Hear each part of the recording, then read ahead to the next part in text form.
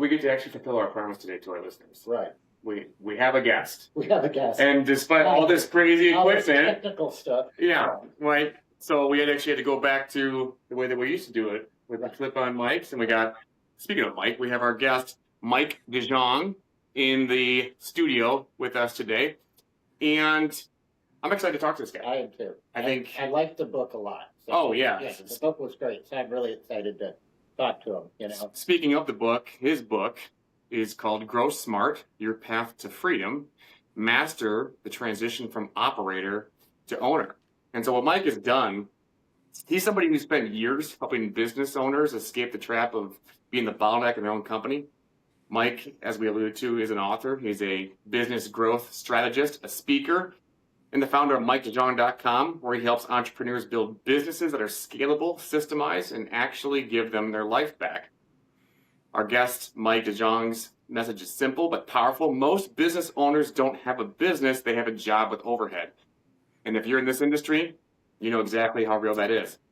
Mike specializes in helping leaders move from chaos to clarity by building systems, empowering people, simplifying operations, and creating cultures where the business can thrive without the owner carrying the entire thing on their back.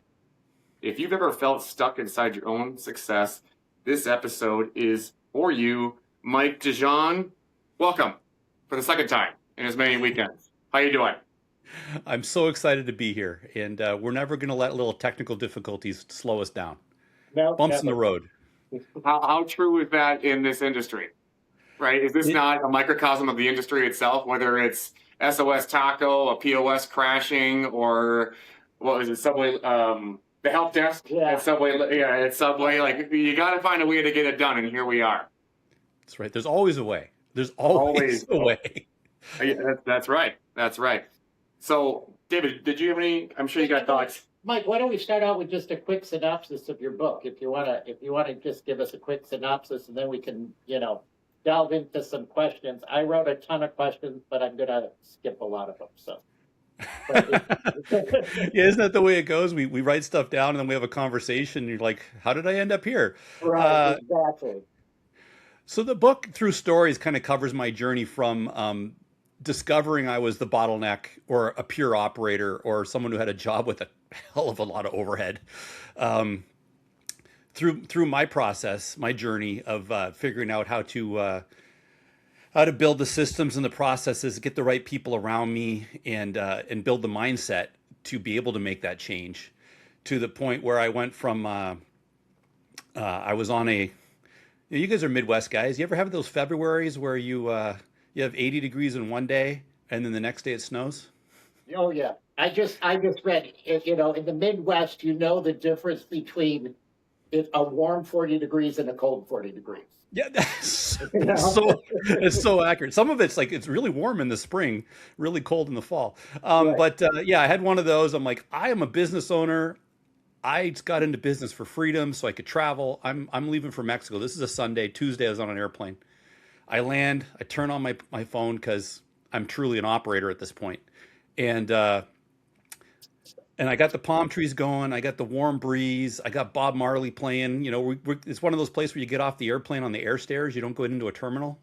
And my phone rings, and it's the manager who was running the joint. And she's only going to call me if the place burns down. And it wasn't burning down. She's calling, telling me she quit. So you're in Mexico, and your manager calls you, tells you she's quitting. Yeah, didn't tell me like the day before I was leaving. Just decided that she'd wait till I was in Mexico, and that she'd stay until I got back, but I wouldn't see her. Maybe there's a lot of reasons we could put into that, but it doesn't matter. Right. So I spent that vacation on the phone and on my laptop because I had no systems, no processes. I mean, really nothing. On purpose, because I was sick of those. You still refer to it as a vacation. Yeah.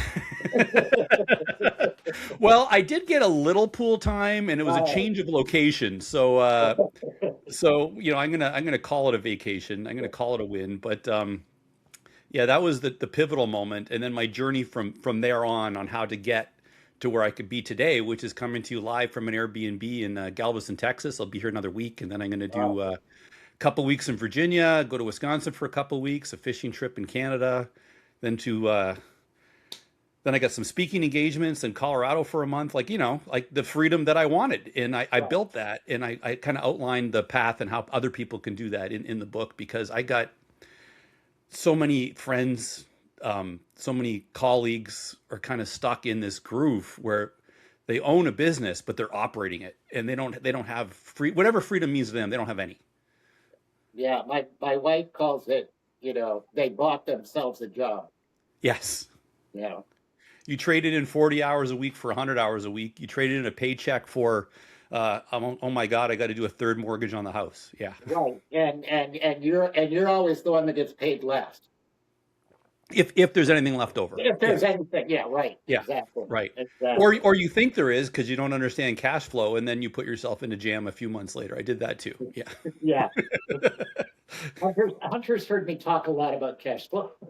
So you're in Mexico. You get this call from your manager, who's gracious enough to stay until you get back. I mean, what is the first thing that comes into your head, Mike? What do you do in that moment? Uh, Besides go to the bar. no, so honestly, I went to the front desk and I extended the vacation Well, Did you? Right. because I knew it was the last one I was going to have for a really long time. Right. Exactly. She's like, "I'll see you in a week." I'm like, "Oh, this is a 2-week vacation." She's like, "You sure?" I'm like, "Yeah, I'm sure I told you that." And I went and extended the vacation. Then I went to the bar, and then I started processing what I needed to do after a few too many cervezas that day. And that's when I realized during it was an evolving thought process during those 2 weeks. It was like not like a lightning bolt. The lightning bolt was, I got to change. Like I can't do this. Right. But the process, the evolution came to, all right, well, why are you in this spot? Well, you're in this spot because you haven't built a process or a system where people can make any decisions by themselves. They all come to you, or they all come to the manager. And why did you do that? You have to kind of go backwards and figure out why you did it. It's like, well, I left corporate America where everything was SOPs and everything was processes and everything was meetings and everything was procedures. And I'm like, we're all going to be self-actualized and we're going to run this great business and people are just going to do the right thing. And, I had a prior career as an engineer and as a commercial pilot, and that's all systems and processes. I just didn't want those anymore. Oh, But you need them. That's the crazy thing in business. Yeah, You need them. I left a career. I was vice president of marketing in a hotel industry, and it's like very corporate, and I'm like, I don't want corporate. I want, I'm gonna go. I have these great ideas. I'm gonna go, buy my own franchise, and we're just gonna make money and have fun. Right. And then, like you said, the realization is you need stops. Yeah, you absolutely do. So that was my big realization, and I actually started building some of them on that trip. Okay. Using things like Loom, or now I use Descript, but I've seen people use their cell phone, where you just record yourself doing a task that you already do, and then you can start handing those off to other people. So So you don't have to take extra time. How detailed do you think a SOP has to be? And I'm referring this a little bit to your bathroom faucet story in the book, which everybody should read because that's a great story. But how detailed does a SOP have to be before it's overkill? I think Einstein has a great quote in that area. He says, "You have to make something as simple as possible, but no simpler." As simple as possible, but no simpler. That's maybe a euphemism of that. When I was in the strength and conditioning industry, Mike, and I lived in Arizona, I used to get lunch with the head strength coach, still head strength coach for the Arizona Cardinals. His name is Buddy Morris, and he said, "Hunter, if you can't explain whatever you're trying to explain to me on a cocktail napkin, you don't know it well enough." Yeah. So I thought that was what you just mentioned there was analogous to that, and I think that's brilliant. And it's like, right. God, a place when I used to work in engineering, that's how the owner would give us his next product here, and it would smell of doers. He's a cocktail napkin. I want this next. It's like that's how we worked. It was kind of it was just a throwback to my earlier engineering days, but yeah, as simple as it needs to be. So you got to look at your staff and who the SOP is for. If the SOP is for Harvard MBA, maybe it's written different than if it's for someone who's may or may not have graduated from high school. And it's and we all have to remember common sense is entirely uncommon. Yeah. Um, Yeah. so where going back to the water faucet story, people can read that in the book. What we considered common sense was not common, and little snafu happened. So you got to design it for the people that are going to be using it, but you don't want to dumb it down so much where your average person is looking at this going like, I know how to read. I know 1 + 1 = 2. I know A, B, C, D, E, F, G. You got to know your audience, I guess is what I'm trying to say. How much of that do you think gets, I guess, thrown out the window? Because you mentioned something that was pointing at you for when you said record yourself doing it, and there's the system. And in fact, like David was just telling me last week, a concept that he and I used to work in. Some of those videos that I made are still being used, and it's like, I think that's the way to do it. Because I'm working with a guy right now who's a business owner. He's like, well, how do you make systems? I'm like, have you just record yourself doing it? And sometimes nothing's more elusive than an obvious fact, right? Just record yourself doing the damn thing, and there's your system. And then never watch it. Just give it to someone else. If you watch it, you're gonna be like, I got to do it again. I had too many ums and ahs. I went backwards in 3. I'm like, no, don't do that. Do this. Like, none of that stuff matters for the first time through. Just give it to someone and see if they could do it. If they can, you got a system. Right. If they can't, do it again.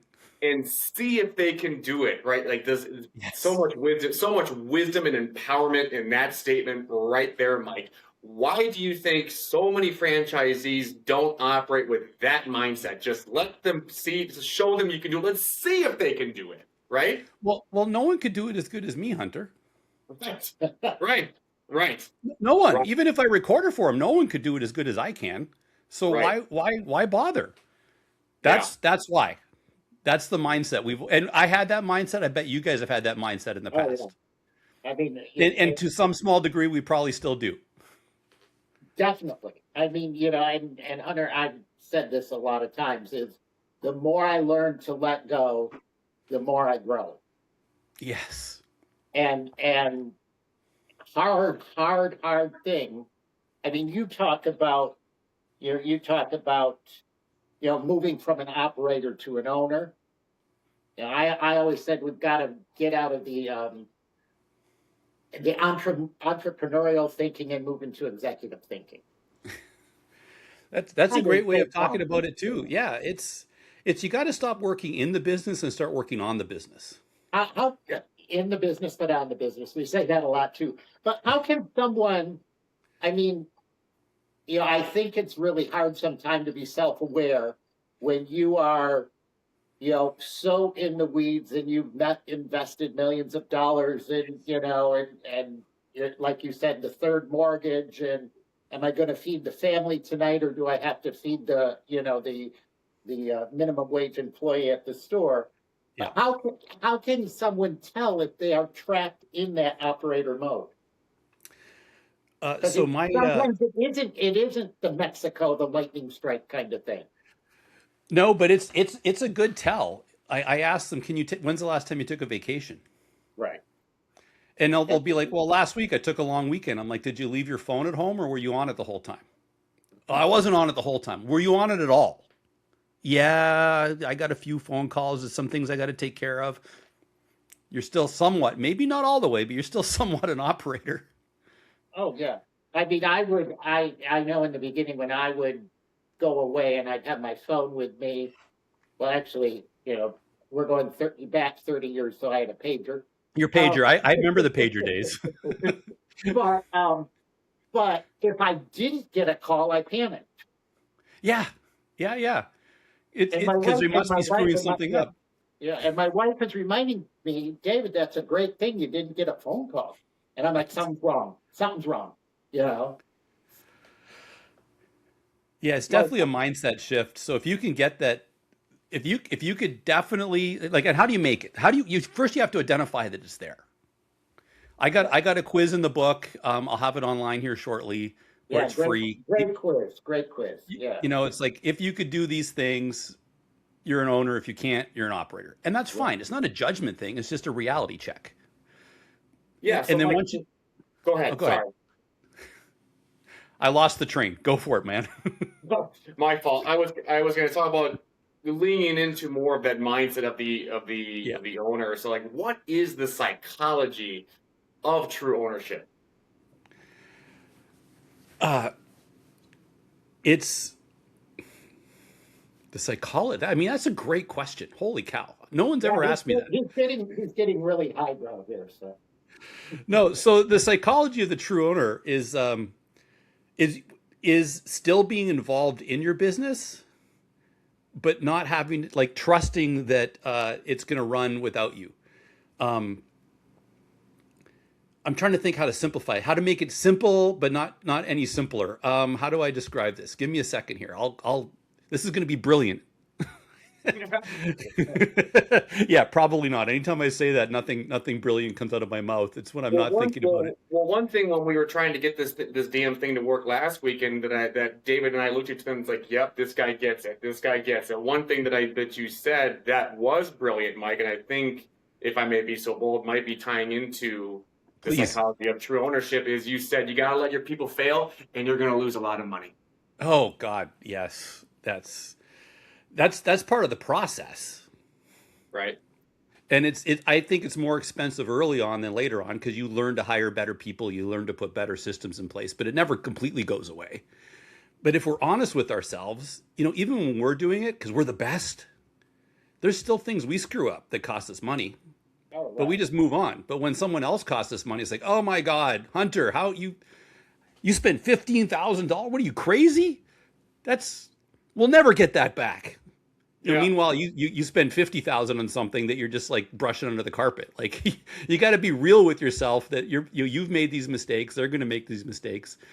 And then there's the whole like, well, I can't teach them how to like do the whole thing. Okay, well, can you teach them how to do 80% of the thing? Because 80% done is pretty freaking awesome. I think actually I've been saying this for years, but Dan Martell has an expression: 80% done is 100% freaking awesome. And I read that in his book, and I'm like, Dan, yes, you beat me to it, buddy. But that's fantastic. We use that book. Go ahead. Oh, yeah. A business owner that used to coach me when I was building my gym, because I used to be a gym owner in the strength and conditioning industry. He said, Hunter, if you can get your people to be 80% as good as you are crushing it. And so I thought that was just so sweet and just so serendipitous that you had the 80% number there. That's great. Yeah, but the next piece of that is there are people out there that are better than you, that are better than me. There's always a better. Like, there's always a goat. You think you're the goat? No, you're the baby goat. There's a grandpa goat out there. Oh, yeah.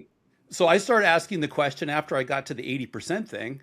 I'm like, all right, how can I find someone that's better at this than me? And I started going through like all the rabbit holes of, well, I've tried everything. What's everything? I posted something on Indeed and I talked to 3 people. Like, everything is usually not more than 4 or 5 things. Started expanding how it would look and how I would think about it. And then I started finding people that were way better at stuff than I was and didn't want to be business. Business ownership isn't for everybody. It's only like 9% of the US population. So there's people that want a paycheck, and that's great. I love that those people exist because then I can employ them. But you could find people that are better than you. And then that takes you to another level of ownership.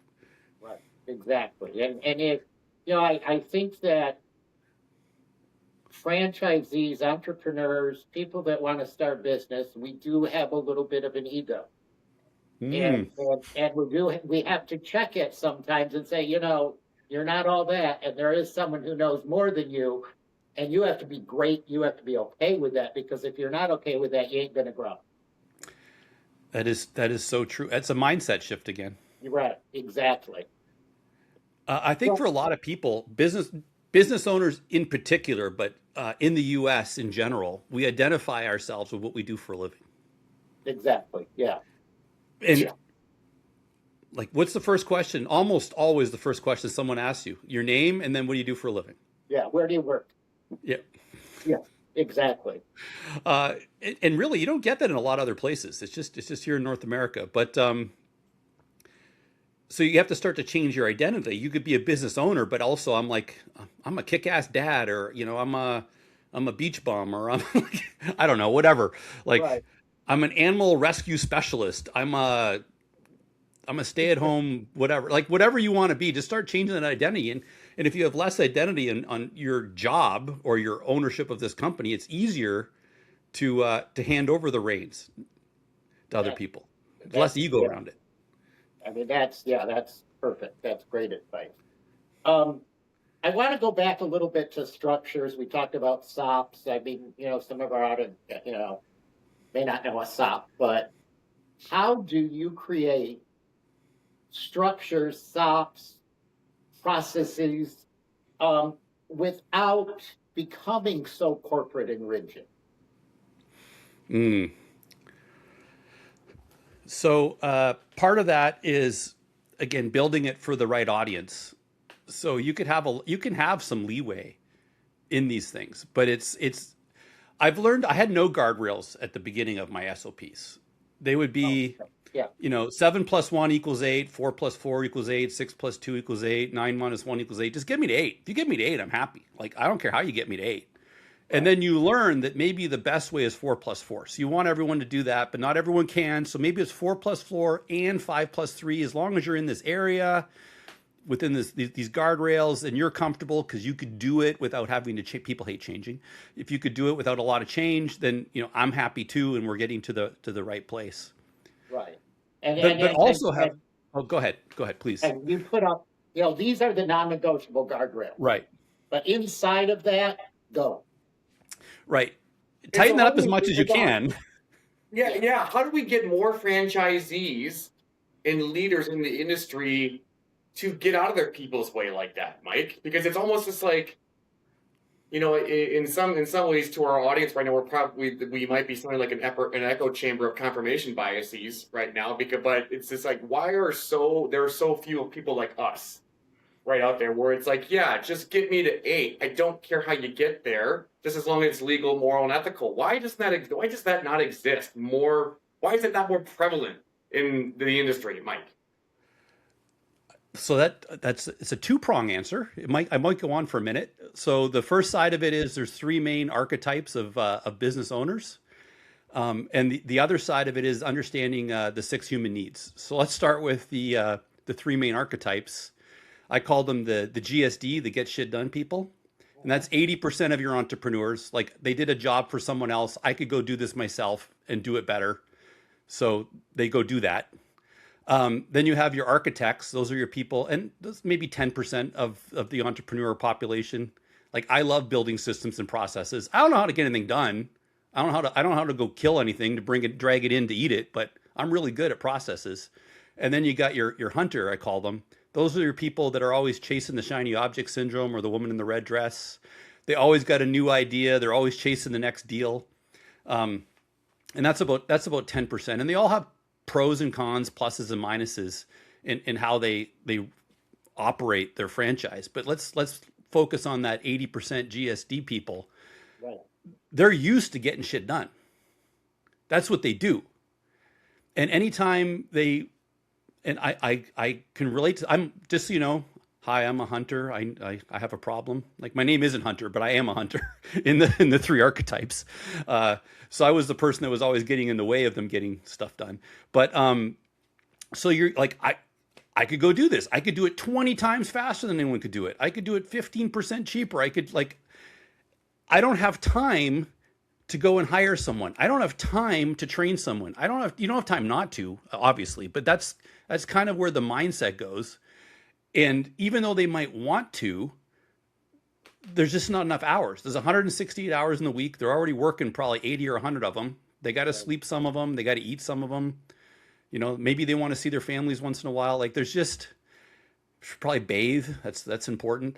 Um, they're like I'm overwhelmed. If I just keep my nose to the grindstone, I keep getting shit done. I will keep this thing afloat. I will keep the balls and the plates in the air. And there's always like on the other side, I will get this done.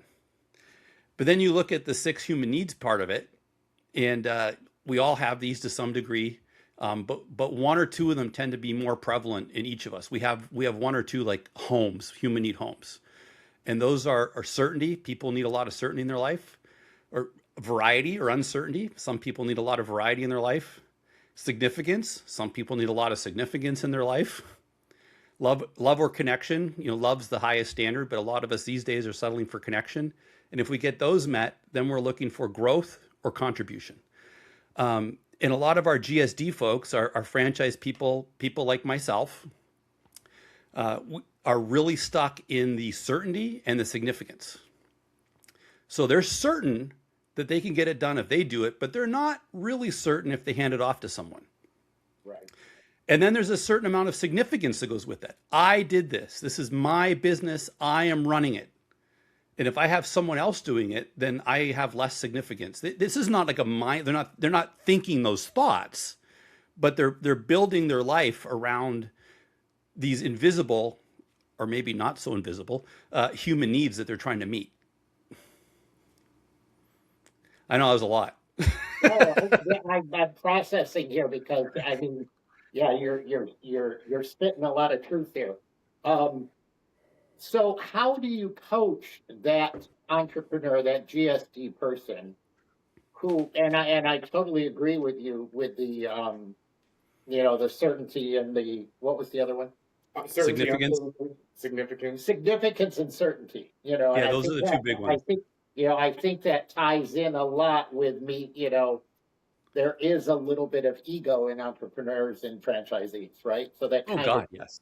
that kind of ties into that. So how do you coach someone through that, or how do you say, hey, let go to grow, kind of thing? I like that. Let go to grow. That's nice. I might steal that.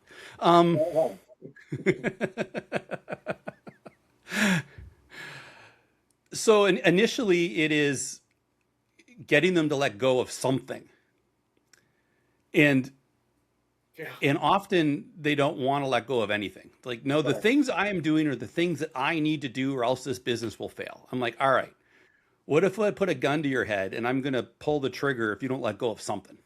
A lot of them will still not let go of it. You have to okay, what if I do it to your child? Like, it gets pretty, you have to get pretty violent sometimes. Just one thing, just give me one thing. And they'll pick one. I'm like, great, we're going to record that. We're going to use our cell phone or Descript or Loom or whatever. We're going to record that and we're going to give it to someone else and we're going to see what happens. And more times than not, whoever they gave it to was able to get it done. And that's one less thing they're dealing with. I'm like, all right, let's do the next thing on your list and the next thing. And you start building momentum. And if you start with the small things, if our brain has to wrap around I need to change, that's too broad a concept. If you take it down to, I need to let go of something, that's a little bit better of a concept. I need to let go of this function that doesn't make me any money and I hate doing anyway. That's a little easier. And then within that subset, the more you could subset it down, the easier it is for your brain to go, oh, I could do that, especially if it only takes 5, 10, 15 minutes to do it the first time and you get this win. It's like, oh, I got that done. That wasn't so hard. I could do this. And before you know it, you've built the ones that take 20 minutes, they take an hour, some of them will start taking a few days, but you've built those wins and you've rewired the brain to go, I could do this. This is possible. You got to start small. Call it eating the elephant one bite at a time, right? Yeah. Yeah.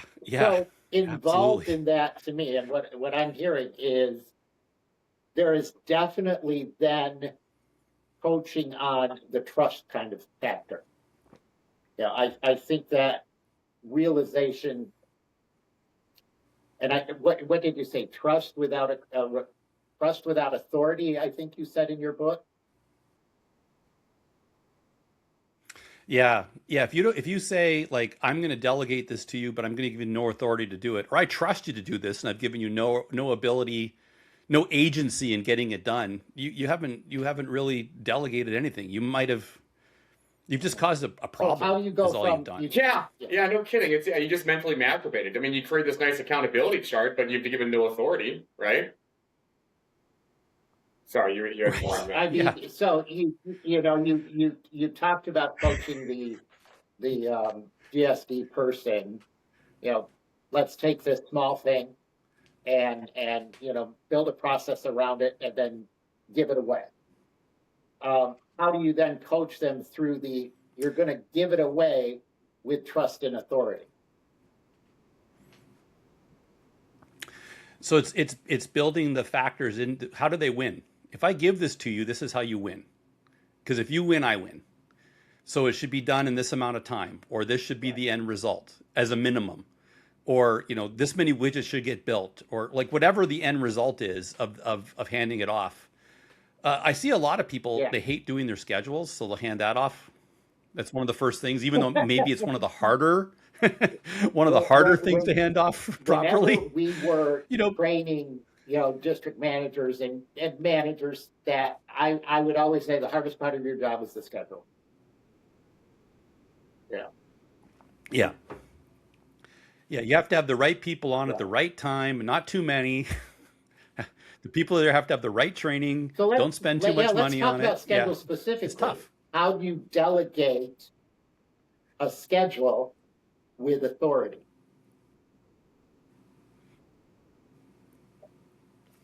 It's easier if you have some history in a location, if it's not brand new. If you could go like, okay, last year we did this, in the last 6 weeks trailing, we're doing this, you merge those two together, we need to have this. That's A plus B equals C. That's pretty simple for most people to figure out. When you have a newer location or you don't have access to that back history, it gets a little bit tougher. And that's when experience in the particular industry comes in. So I know I was struggling with some scheduling stuff and I couldn't get it under. I thought it should be about 160 to 180 hours a week for this one location. And we couldn't, my managers assured me they could not get it below 260. It's impossible. You're crazy. You're crazy to even think this is possible. I think maybe the number was 260, 250, something like that. And I'm like, all right, well, I don't think that's right. So I'm going to call some other people that are in the, in the same industry, in the same franchise. And not only were they not at like 160, they were at like 150, 140, they were so much lower. I'm like, send me examples of your schedule. So I got that information, gave it to my managers, and then it wasn't like overnight you need to get here, but you need to get here in I think I gave them 6 weeks. Should have I done it overnight? Yeah, probably, because it was costing me a crap ton of money in between. But you don't want everyone.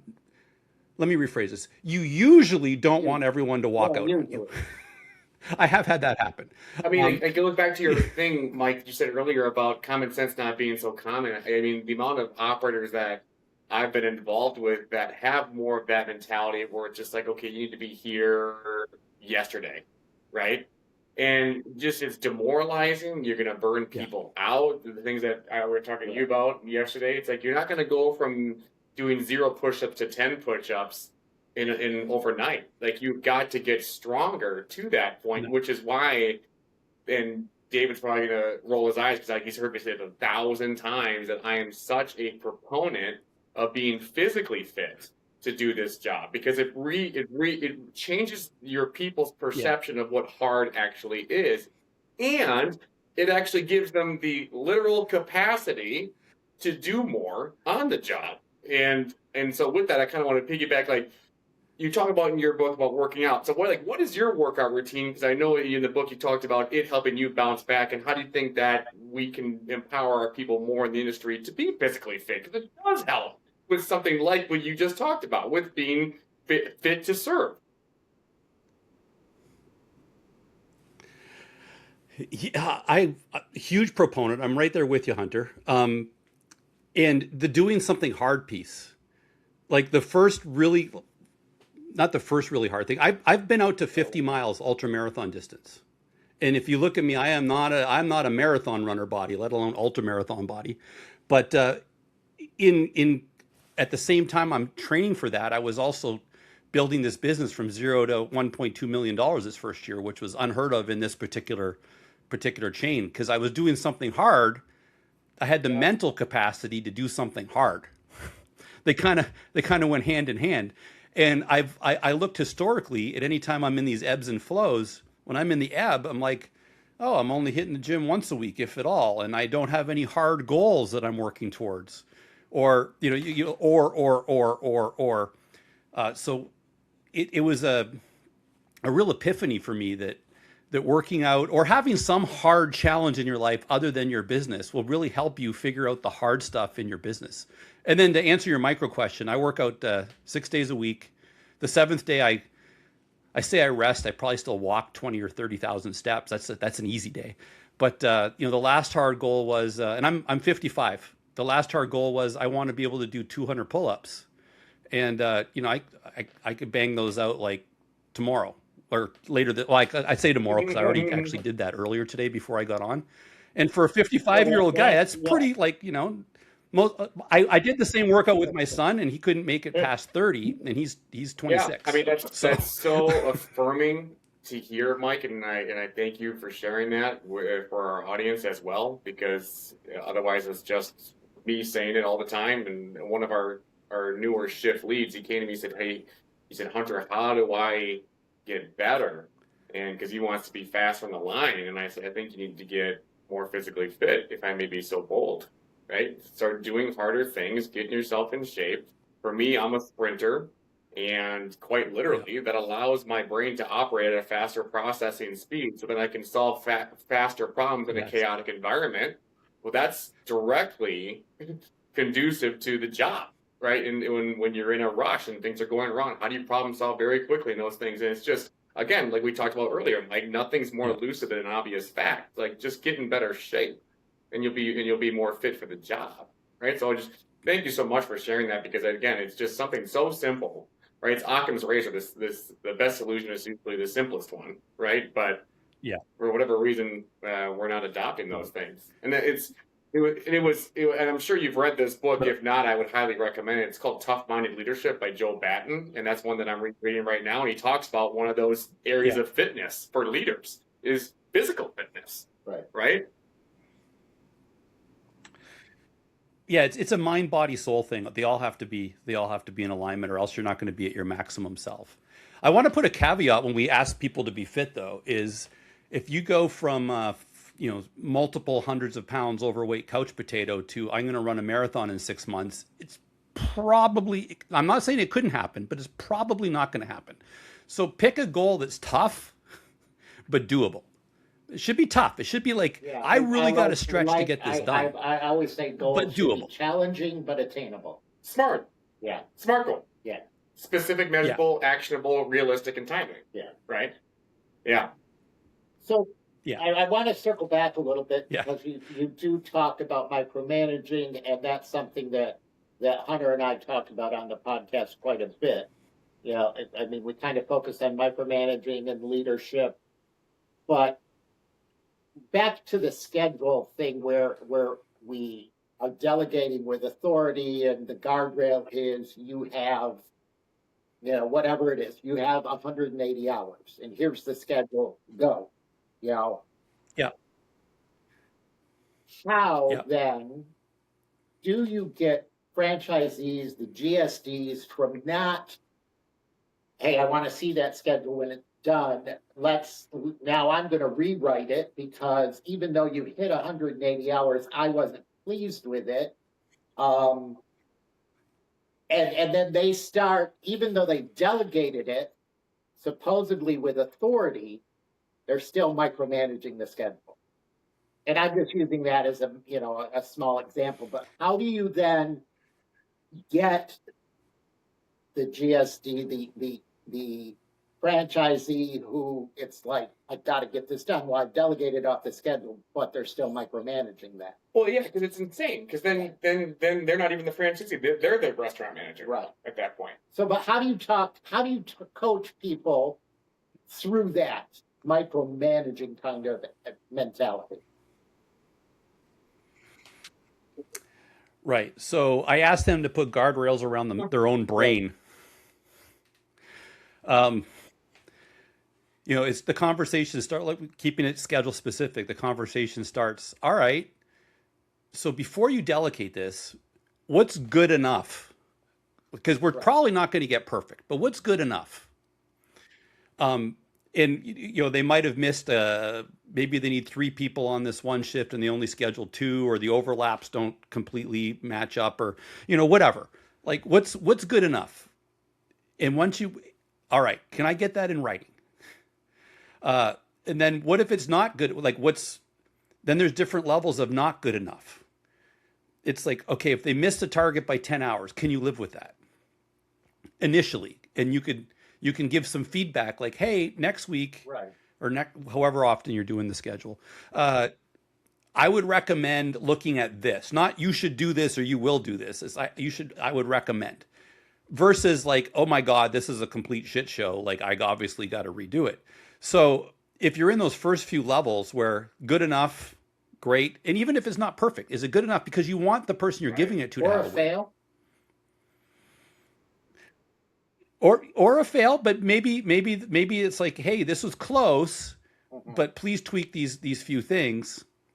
Or if it is a complete fail, it's like, all right, this is a complete fail, but anytime there's been a complete, and I have had this, not as often recently, but in the earlier parts of learning this, I realized I didn't give them the training they Mhm. needed to be successful.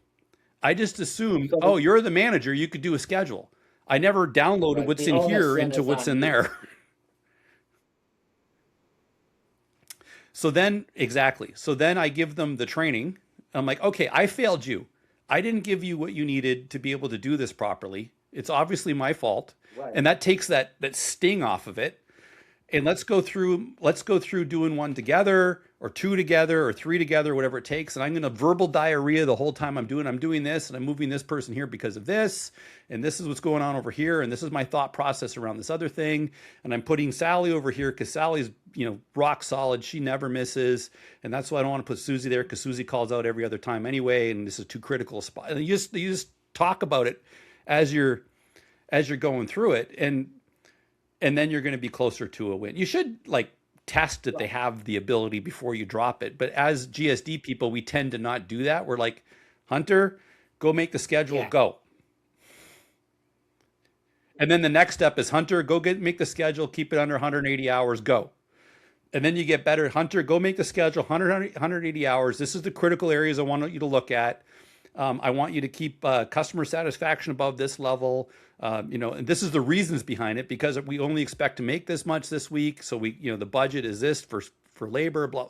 Like as an entrepreneur, as you grow into this, you're going to get better at this delegation stuff. But so often, especially the GSDs, we don't delegate, we abdicate. Go do the schedule. Oh, they failed at it. Right. See, I told you no one could do it as good as I can. And another store, and another store, and now we're doing schedules for 10 stores. Yeah. Yeah. Right. Exactly. And you're actually not doing any of them well, because you don't have that micro knowledge that you had when it was one store, maybe two stores. 1 store, 10 stores. Because the title of your book is about not growing quick. Yeah, so I guess that piggybacks. I'm going to piggyback off of that. He's like, so why should most franchisees not grow their business? If you don't have the systems and processes in place, and everything, literally, most things, it's never everything. I should never say everything, never say never, never say always. I just noticed I just said never there. If everything or most things are going through you, all you're doing is multiplying the chaos. You're scaling chaos. If you're solving every problem, you're solving every problem in 2 locations or 3 locations and 4 locations and 10 locations. Again, it's the operator trap again. There's only so many hours in a week. And you can't, even if you worked 168 of them, you're going to run out of time. It's a finite resource. So if you grow smart instead of just fast, and you build the processes, you build the team, you build the bank account. It's another thing people do. I did it. I'm like, I'm just going to open I'm not making any money. I like, my top line's great, my bottom line sucks. Instead of looking at my P&L and figuring out why that is, I'm just I'm going to grow the top line even faster. And I did that. I spent $400,000 one year making $300,000 in offsite events. I'd have been $100,000 richer if I stayed home. Hunter's brother is a fine dining executive chef, and he always says, if you want to open a fine dining restaurant, if you want to make $1 million, you got to be prepared to spend $2 million. Yeah. there's there's so many industries, but you're like, oh, but go back to the franchise. I'm like, if I open another location, if I'm making, I don't know, 50 grand a year, I could take out of this business, which is very low, right? Like you have all this Right. risk and overhead. Why are you doing it for 50 grand? I'll make 100 grand. And if I open three, I'll make 150 grand. And I'm starting to make some real money now. And actually, you're going to make Right. less in the first location because you're not going to be as involved, and you'll probably make nothing in the second location. Yeah. Before you know it, you're shoveling money into the business. Yeah. It gets really ugly really fast, and you see this in the franchise, or not the franchise, the fine dining analogy. I see this all the time where a great restaurant in town will open a second location, and if they survive that, as soon as they open the Exactly. third, they usually Right. go out of business. But in our industry, franchisees, and especially in the QSR and the food industry, and that there does seem to be that pressure from the franchisor. There is that growth pressure, Yeah, because they do want their capital, they do want their royalties right. in that. So that that's that fine line between you know growth versus systems and processes in place. And I think there are some great brands out there that do have good controlled growth, and I think there are other brands that are pushing growth to their detriment.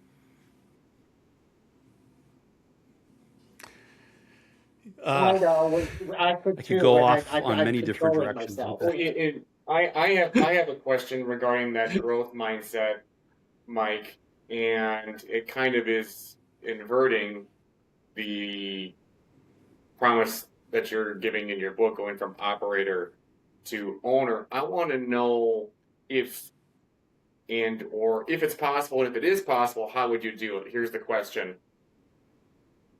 Big company, let's say, over 200 locations, and they're in that growth mindset, and you said they have effectively scaled chaos, and so every leader is operating one or two rungs down the ladder because of it, just so they can maintain control of the chaos, so to speak, and everybody's micromanaging everybody. Nobody's getting a damn thing done. Nobody's empowered. Is it feasible to say, you know what, stop, reset, do this, do this, do this, right? Is it going to be too much of a hit to the bottom line if that were to happen? Is that even possible? Because I've seen companies and brands where they do operate like that, and I've pontificated with myself as far as like it's just a thought experiment. Is it even possible to just put everything on pause for an indefinite period of time until the accountability chart is where it needs to be? Everybody's owning their role. Nobody's operating with one or two rungs down the hierarchical ladder. Is such a thing possible? And if so, how would you do it?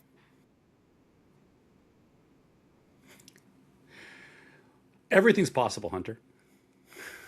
But this is how I would do it. I'm not saying it's the best or the right way. I would understand that we have to live with some level of chaos. Like we're not going to go Right, right. from zero to hero overnight. Um, I would I would personally pause growth. Like we're not opening another location. We're not doing anything else until we get our ship right sized. Uh, and then I would looking internally and externally at people.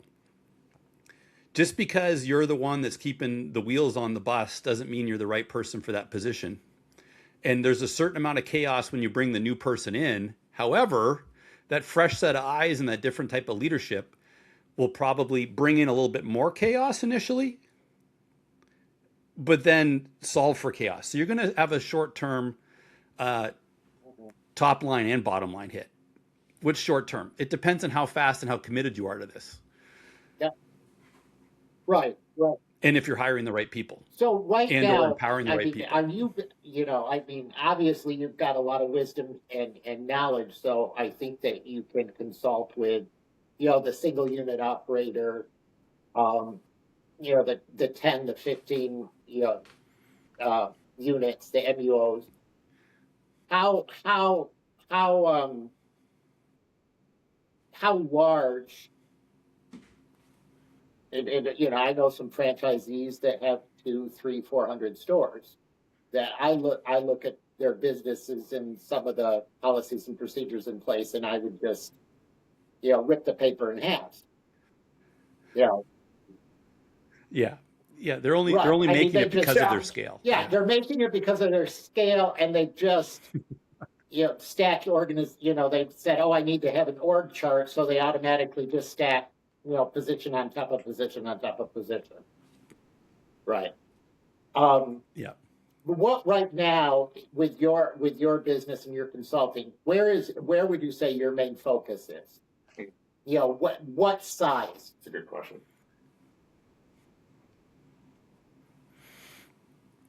I've had my most effective. I think I'm most effective because I have my most experience in helping people that are ready to go from 1 to like 3 to 4 to 10, or those people that have the first 3 to 4, maybe 5, and they're like underwater.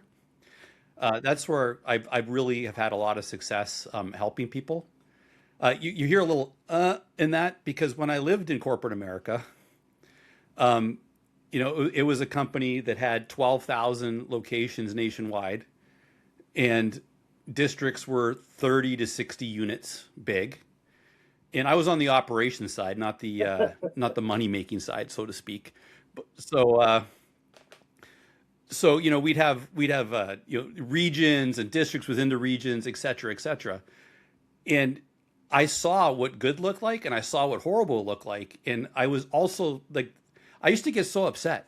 I'd go in and straighten shit out, and my area would win, and then they moved me to a new area the next year, and I was straighten shit out, and then they moved me. So it's possible at a bigger area if you bring the right mindset, influence, experience to it. Like, can it be done on a larger 200 unit, 10,000 unit scale?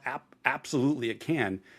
But I'm not focusing myself on that right now. Could I do it? Yeah. If someone called me up, I could have a conversation. We could probably figure something out. But it's mostly the 1 to 5 is where I'm. Need, Mike, is right where you're at. It's that new franchisee or the 2 or the 3 or the 5 or the 10. I think that's definitely where the need is. And I told this to you when we talked before. Where were you 30 years ago? But yeah, I think that's great. So if you're saying that that's the up to 5 units, and then what I'm doing is trying to get you to pitch yourself. Some of our audiences, somebody in our audience might contact you, and you're working specifically with the franchisees of those 1 to 5 units. Is that correct, Mike? Yeah, it's usually the franchisees. Sometimes they'll hand me off to their chief operating officer or something like that. It depends on what their structure is, but it's almost always the franchisee. It's usually, this is kind of an interesting statistic. It's usually not that I don't like working with guys, but it's almost always women because I think they have less ego. Oh, I'm going to get shot for that in the comments. I know it. But they're willing to look and go, oh, I need some help here. Where's some help? Where dudes are like, I'm going to figure this out. It's just not universally true, but it tends to happen. And it's getting in and just helping them find the time and find the money to turn the things around. The passion's there. It's just putting, and it's usually just some small tweaks. It really is. Like, people build it up to be this huge thing in their mind. And I really believe that most people can do it without you or me actually in there helping them. Read the book, ask some questions, listen to the podcast. You'll get most of the way there. But if you want help, I just don't want people to suffer like I did. Thing. I mean, for me, that I'm Hunter and I are at opposite ends of our career path, I guess you could say. And when I look back, it's like I don't want people to go through what I went through. Yeah, I so relate with that. Those 3 o'clock in the mornings. How am I going to make payroll? Yeah. Those second guessing decisions. A couple of things you said there, Mike, that I just thought was so great. So when I used to own my gym and we worked with special forces, we worked with NFL players. The best population that we worked with were middle school girls soccer players for the reasons you just said about the executives in this industry. the middle school girls, they did not give a damn if they were going to be doing a push-up or a bench press. They just wanted to know what they needed to do so they can get better. Isn't that funny? Right? And Well, I know some Yeah. great female franchisees, and I know some horrible male franchisees. So anyway, yeah. But the other piece there, and I want to ask you your opinion on this because this just came to me and it was kind of piggybacking off of what David said earlier about one of the problems that we're trying to tackle in this industry is micromanagement. And I think it's all about a person's response to pain, right? Do you think that maybe the birth of a micromanager is their response to pain? And what do I mean by that? So as they were coming up, they experienced whatever in their upbringing, so to speak, in the industry. And so they said, okay, well, this is how I was treated, and now I'm going to treat everybody that works for me just like this because that's how I was treated. Where people like the three of us are like, you know what, never again am I going to lead like this. It does Right. tend to be either or, right? It's either I'm going to be exactly like my parents or the leaders in front of me, or I'm never Yeah. going to do that. Mm-hmm. It does tend to be that way. But the micromanagement, it comes down to I bet their number one human need is certainty, and they're only certain that they're going to have control as if they assert control. You actually have less control. The more you try to be certain, the less certainty you're going to have. It's kind of this weird crux, but it's hard for people to understand. But it's if you give people agency and control, they'll actually get it done for you. You don't know the name Dan Pena, do you? So Mr. Pena used to be the chairman of my board of directors on a healthcare acquisition platform. Imagine Mr. Pena is worth $600 million. And one thing that he told me during our time together was, if you want to have more control, have less. And this is coming from a guy who's worth $600 million, right? So it's like, right. Well, yeah.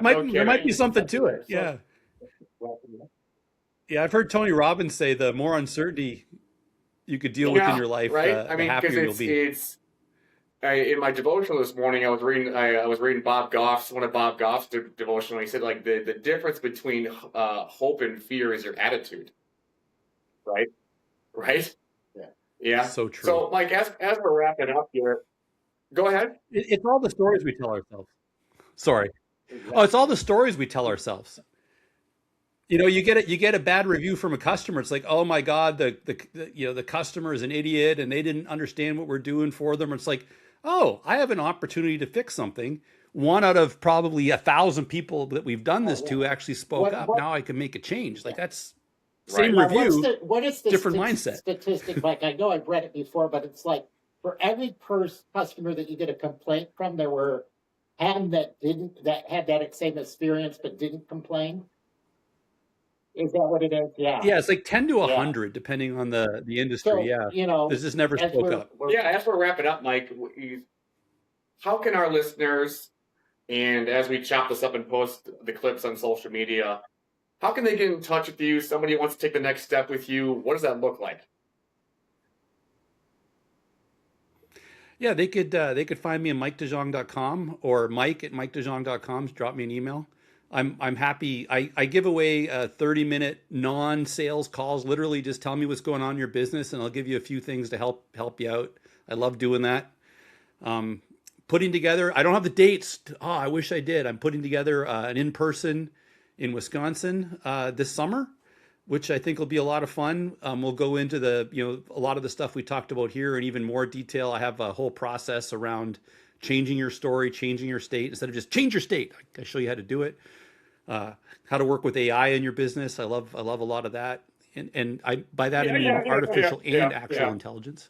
So look for that. That'll be posted on MikeDeJong.com or Mike at Mike. That's the two main places. And I just want to help people. Closing questions, then we'll wrap it up, Mike. Okay. Best business book besides yours.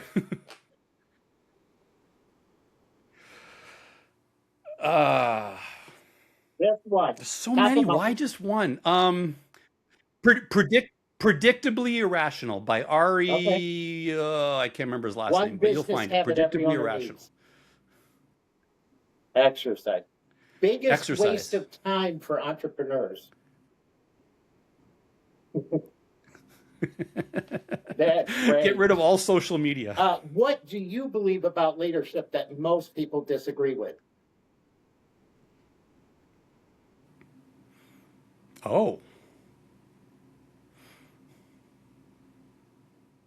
Wow, I know you said fast round, but nothing like popped in my head. Yeah, I go love even the ones that you don't feel like loving. 10 years ago?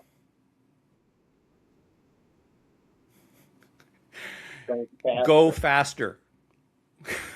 I know. I said my whole thing is grow smart, not grow fast. But there's sometimes you just got to iterate on some things faster. It's not building the systems or processes. It's just like if you're doing something that's not working, then try something else. Just because it was your best idea that day doesn't mean it's the best idea. Business leader, dead or alive?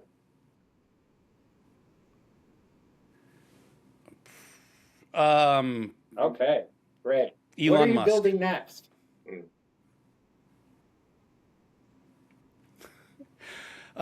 This coaching and event my business. last one is how can we connect with you, but we've already talked about that. So anything you want to get off your chest there, Mike?